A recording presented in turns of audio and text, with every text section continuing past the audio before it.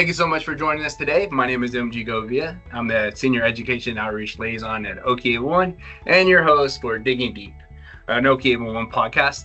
And today I'm really excited. We have an incredible topic. It's something that I touched on last year. There is a whole podcast dedicated to overcoming imposter syndrome. It was a presentation I gave last year. And so look that up when you're looking over our podcast catalog. But one of the attendees who got to hear that session last year in New Orleans was Lewis Panzer with North Carolina 811. And Lewis, that resonated with you. And I know we're going to be talking about that here in a little bit. But before we really dive into the topic, can you tell everybody a little bit about who you are and what you do? Yeah, absolutely. So I'm Lewis Panzer. I'm the Executive Director for North Carolina 811. I'm in my 14th year of doing this position. And so I oversee the one call center for North Carolina 811. And to what you just said, that was absolutely true. When I sat in that session and I realized what you were covering, it struck me as brave, for one thing, having your boss in the room even while you were doing it. Yeah. But very vulnerable. And I think that's something that probably is missing in a lot of things in the way that we handle the workplace and as leaders. So I think a vulnerability is very important. So yeah, it struck me and I thought, I definitely want to get with MG and explore this further and share my experiences with it as well. Yeah, and it was strange how it kind of came about last year. So for those who don't know me on a personal level, I am unique when it comes to the industry. I don't have that background of construction. I don't have pretty much any manual labor at all. I'm more of a PowerPoint Excel guy, if you don't mind. So I don't really fit in a lot of places that I got put. I just fell in love with the industry because of the networking, the community, being able to speak and train and ultimately save lives. So I fell in love with the industry, even though I didn't have the proper background to kind of fit in. And as I got in front of more and more seasoned, experienced excavators that could question me and make me realize maybe I don't belong here, I really started looking at imposter syndrome and trying to figure out what that was and if it applied to me. And you heard this through the session. Imposter syndrome was founded or discovered or researched in the 60s and 70s as women were going into the workforce. So it was huge. Like all of a sudden, women were more than just nurses and teachers. Now there were lawyers and doctors and engineers and all these other places that were male dominated, and they really struggled to fit in. And so they got studied. And one thing that the silver lining on all of it is that it was improperly diagnosed. They use the word syndrome. Syndromes are more permanent. If you think of other places where syndrome is used, like Down syndrome and stuff like that, it's a permanent situation. But in reality, you can overcome imposter syndrome, and that's something that our growth is about. So that's the entire session in a nutshell. But how did you get to where you really started dealing with your imposter syndrome and working on it? So, yeah, I'm very much like you, MG. When I came into this industry, I was from the outside. I'd never climbed a pole. I'd never dug a ditch. I never strung a piece of fiber, but I sort of fell into the industry as a project manager. And then from there, sort of evolved through that into different positions and different kinds of roles, and began to discover the industry like you through probably through some of the situations like the one call systems, the boards of directors, some of the associations that are out there. So as I began to get involved in some of those things, the further along I got, I didn't really stop and think about the journey so much at that point. I just kind of kept climbing the ladder, right? Giving presentations, writing this, seeming to be moving along. Where it really sort of struck me in terms of imposter syndrome. So the very first time I kind of caught wind that it was a thing for me was when I was voted onto the Sunshine 811 board. I was an associate member, and I got voted onto that board, and I kind of looked around, and like you, I sort of felt like, which one of these is not like the other? And it was me. And so I was sort of like, so are these people going to actually listen to things that I have to say, or am I just really an idiot for even being here in the first place? But I kind of overcame that, and it was a little easier in that environment because I was just one of a group and part of committees and that kind of thing. As I continued to move along and became, kind of an industry person, recognized subject matter expert and that kind of thing in the field, a lot of those kinds of things went kind of subsided. But I worked at Arizona 811 for a year. That was my first job at an 811 center. And I went from there, from being in a marketing position, pretty much like your role, kind of, lead marketing person, to becoming the executive director of North Carolina 811.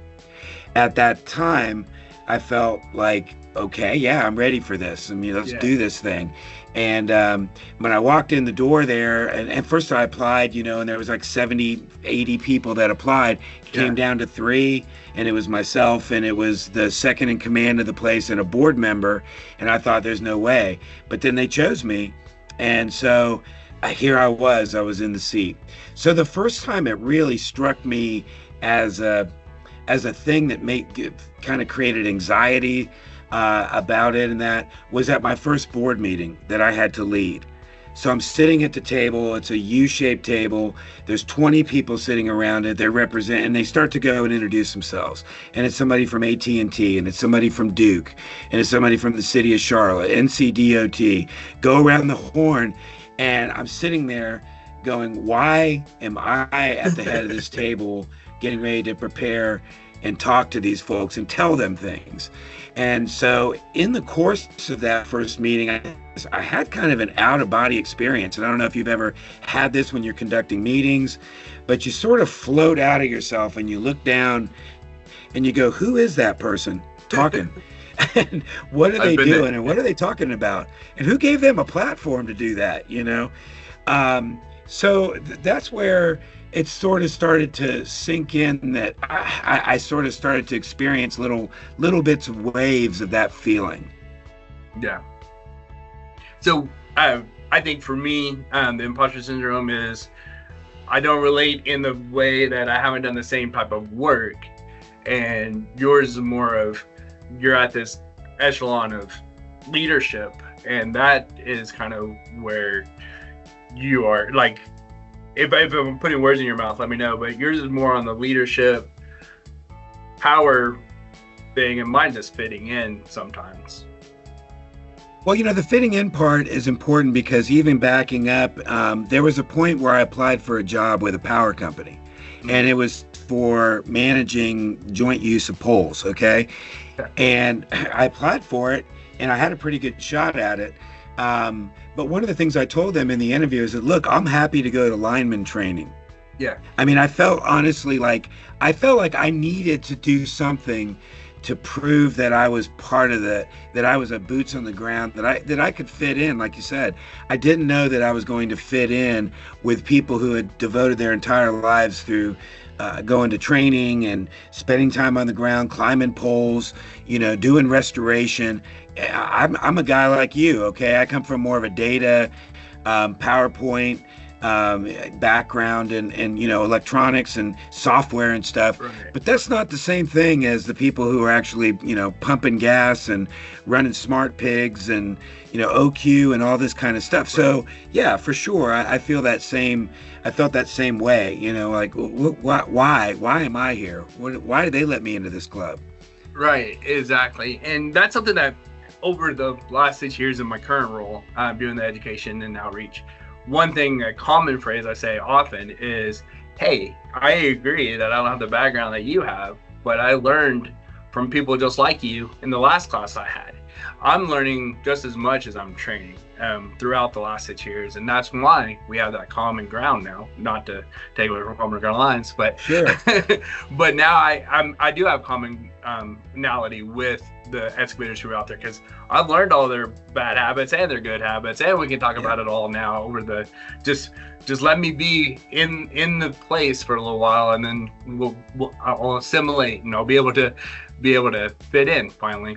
Yeah, and how interesting is it that you even feel like you have to? In other words, the Yeah, first thing out of your mouth, how interesting is it that we feel like we have to justify somehow yeah, our presence there initially just to clear the air almost, even though yeah, most of those people there don't know or could care less. You're there to kind of deliver a message, right?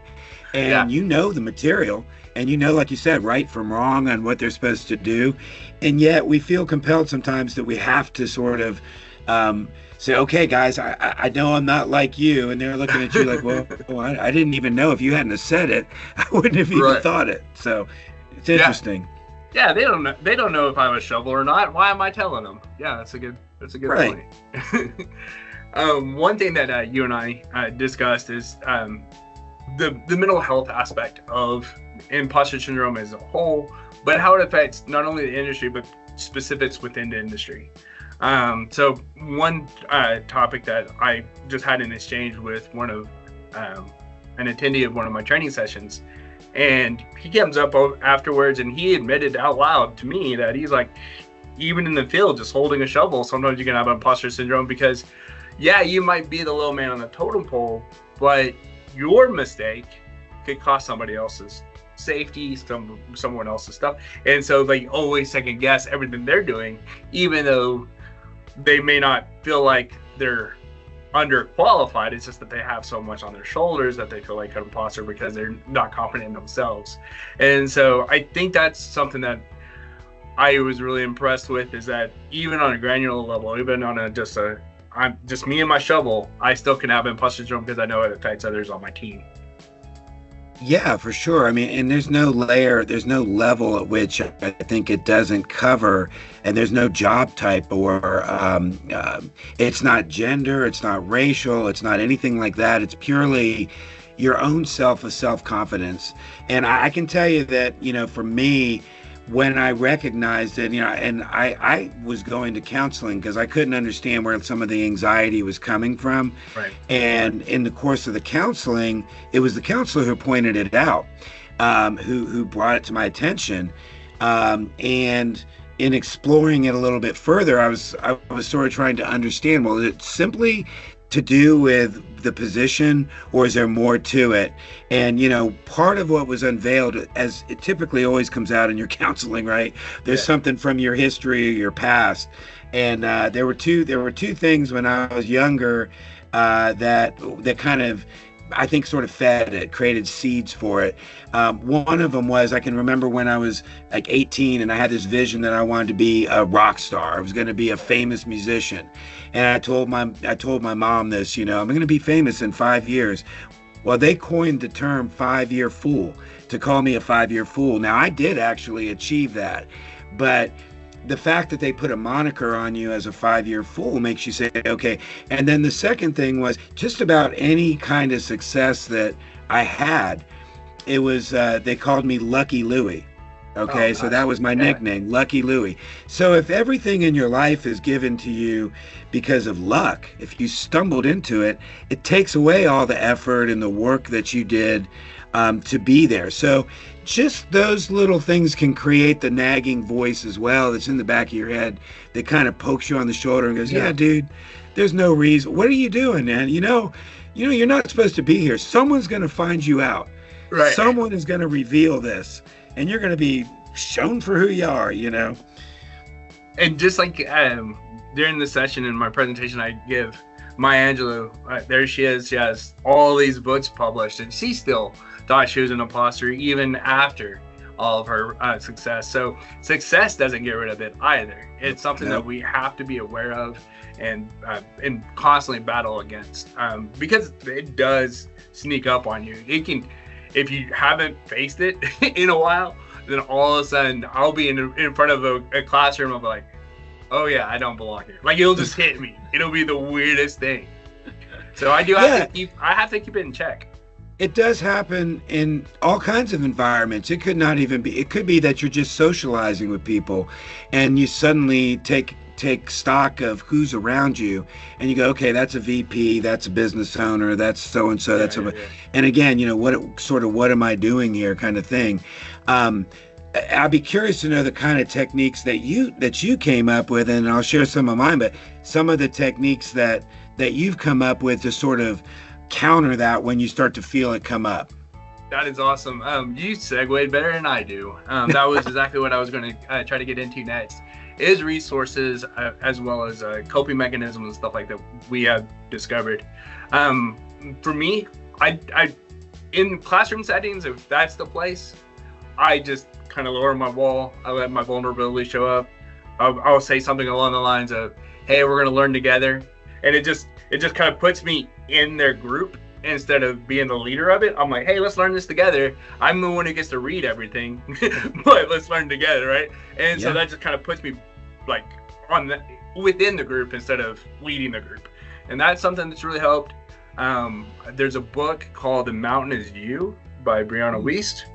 It talks a lot about self-sabotage, a little bit about imposter syndrome, a lot about self-confidence.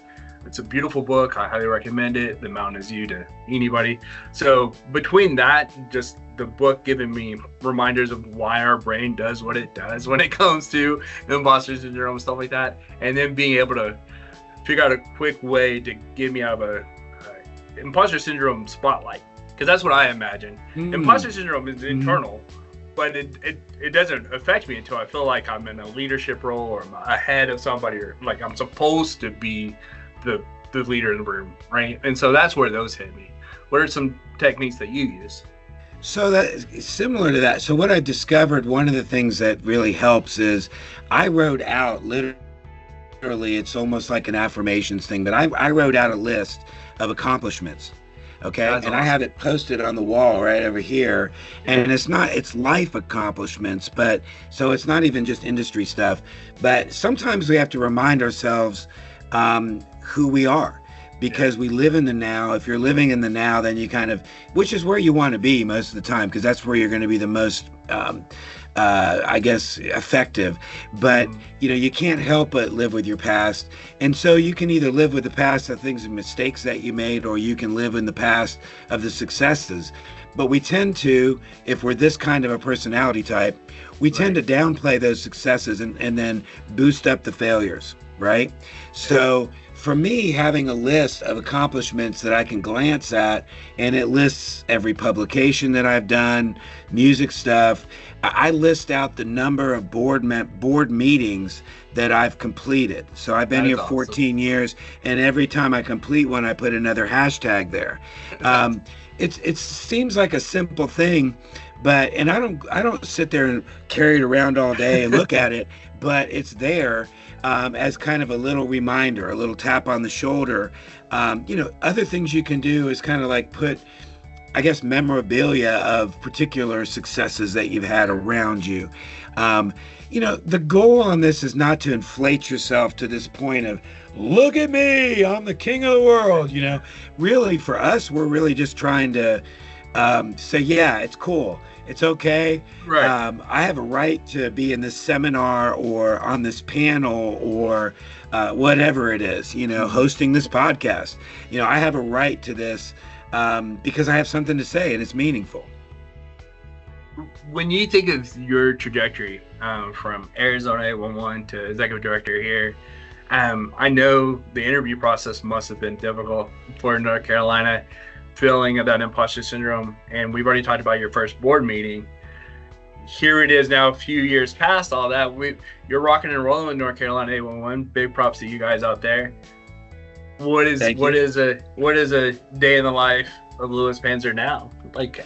So so let's go back to that interview though, because the interview is your first introduction to this whole thing, right? Yeah. And you're sitting again with potential bosses, your board members. I'm going to be speaking tomorrow at Bill Turner's. They run a mentorship program for upcoming EDs, and my presentation is really about that, how I got the job to begin with. But the interview is really important. I mean, you have to come in there with guns blazing, also with a certain amount of humility. So I think it's a balance of those two things. But a day in the life of Louis Panzer these days is pretty varied, right? I Mhm. mean, it could involve working on the legislation. So I took a call yesterday from Senator Berger's office, who wanted to ask me a question about the new law that's going in. Random. I didn't expect it, but it felt good, right? Yeah. It could be overseeing something operationally. It could be looking at the stats to see how we're doing in terms of, are we meeting objectives? It Yeah. could be budget preparation. It could be working with a brand new board member and doing orientation for them. It could be traveling to these events like we were just at, the CGA, Yeah. and prepping for running a committee or sitting on a panel, or they threw me into that lunch thing with in front of 1,500 people with sort of a minimal amount of instruction. But I think Andre and I handled it well. But Yeah. luckily, I'm not shy, and I'm getting the impression that MG, you're not super shy either. Sure. And it's really not a front. It really is more of a natural thing. I feel pretty natural in front of people because I don't have anything to hide as far as that goes. So I'm pretty transparent. So that part of it comes relatively easily. But a day could be mixed. I mean, it could be, you don't have to cram your day with stuff to do and a big to-do list. Some things just organically will happen, and you almost have to leave space in your day for those unexpected events. A good example of that would be when I was up in New York, and we were there for the opening of Dig New York's new Yeah. building. And I got a notice on my phone that there was this explosion, a gas explosion in Durham. And I'm sitting there in the meeting, and I'm like, oh crap, this is about to get really bad really fast. So I jumped up and I called my people. I said, nobody talk to the media. Everybody just let it come to me. And it wasn't 15 minutes later when that started. And for a period of like 3 or 4 days, it was an inundation of media trying to get answers, trying to find out what happened. What do you know? Who did it? Who was responsible? I obviously couldn't answer those questions. There's an investigation going on. But you talk about the spotlight, just Right. having that beaming on you for days on end. By the 4th day of that, I was at a NUCA presentation on a Saturday, and I gave my presentation. And dude, I was bedbound the rest of the day after that, like in a state almost like a catatonic state Yeah. from just the intensity of it for 4 days. And that brings a good point. And kind of with the direction I was going is the spotlight, the amount of pressure that we have for some of the decisions that we have to make. And yet we are outgoing personalities. We aren't shy. We have all this. It's not the momentum for me. And so I want to be clear on that. Yeah, sure. When it comes to imposter syndrome for me, it's not when I'm in momentum. It's not when I'm this guy. Not when I'm outgoing, not shy, extrovert, all that stuff. It's when I have that moment to pause and I have to see the inventory around me. I have to see what's around to make the next move. And that's kind of when that spotlight kind of hits. That's when the thoughts of doubt start coming in. It's not when I'm going. And so that brings me to the second point, the day in the life of Lewis, because I have to try to stay busy, because otherwise if I slow down, that's when these thoughts kind of hit me. And I'm not saying it's right or wrong. It's probably wrong, but this is what I do. I just try to stay as busy as possible. Yeah, no. Being in the flow is what they talk about, whether you're doing music or you're in a presentation or you're working on something really intense. When you're in the flow, you don't have time or mental capacity or bandwidth to even have negative thoughts. You're laser focused on what you're doing. Yeah. It's those quiet times in between. And we need the quiet times, like we need that time to re-energize and everything. But since it is a voice, that sits there like the devil and the angel on your shoulder, Right, it is the voice that is talking to you.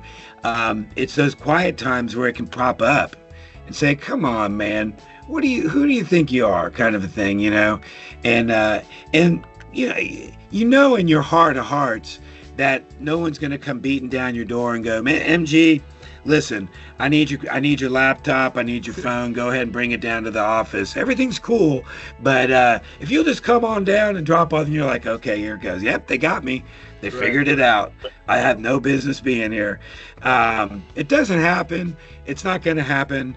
But yeah, those are the quiet times. So I don't have to stay busy the entire time, but I guess it's little accomplishments. So as long as in the day I feel like I've had a couple of wins, I've completed a PowerPoint for the board meeting, or I make a little to-do list. This is another thing that's really good to help people clear their minds and recognize, because it can be overwhelming. This job is all over the place. A lot of times people think the executive director job is, oh man, you just get to go out and eat fancy dinners and play golf and hobnob with people. It is not that. That is a fraction of what happens. And then the rest of the time you're carrying, personnel, payroll, benefits.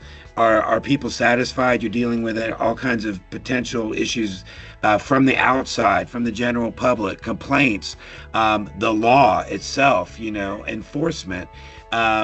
It's such a mixed bag that if you try to break it all down and think about it all the time, it would beat you down.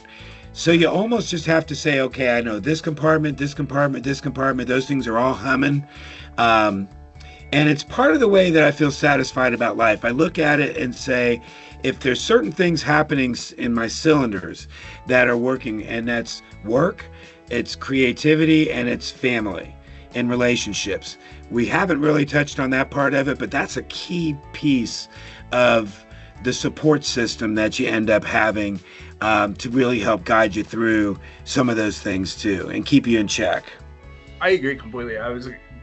Again, you're good at this segue thing. And the next thing I was going to talk about is I do want to encourage our listeners that if you are struggling with imposter syndrome, if this is something that resonates with you as well, I'm not ashamed to admit it. I go to counseling.